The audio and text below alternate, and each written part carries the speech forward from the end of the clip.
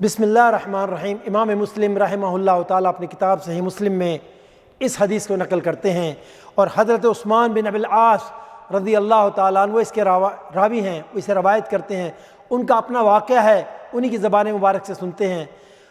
بیان کرتے ہیں کہ میں نبی اکرم صلی اللہ علیہ وسلم کی خدمت میں حاضر ہوا، اور میں نے بارگاہ رسالت میں حاضر ہو کے عرض کیا، اے اللہ کے رسول صلی اللہ علیہ وسلم، یقیناً شیطان نے مجھے پریشان کر رکھا ہے، وہ میری اور میری نماز کے درمیان حائل ہو چکا ہے، اور میری خشوع اور خضوع کے درمیان حائل ہو چکا ہے۔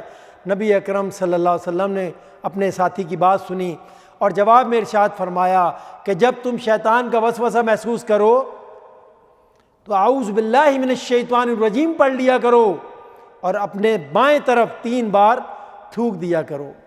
حضرت ابو العاص بیان کرتے ہیں کہ میں نے نبی اکرم صلی اللہ علیہ وسلم کی وصیت کو پلے باندھ لیا، اور جب بھی مجھے وسوسہ ہوتا میں اعوذ باللہ من الشیطان الرجیم پڑھتا اور اپنے بائیں طرف 3 بار تھوک دیتا، تو اللہ کے فضل و کرم سے مجھے شیطان کے وسوسوں سے نجات مل جاتی۔ اللہ اکبر۔ بھائیو، اگر ہم بھی چاہتے ہیں کہ ہماری نمازوں میں خشوع اور خضوع آ جائے، جو بھی شخص نماز پڑھتا ہے شیطان وسوسے ضرور ڈالتا ہے تاکہ اس کا دھیان اللہ کی طرف سے ہٹ کے چیزوں کی طرف چلا جائے۔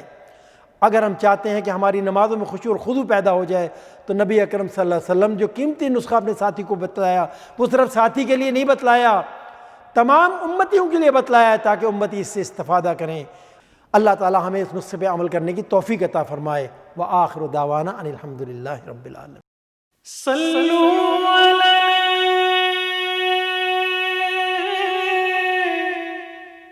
وآلہ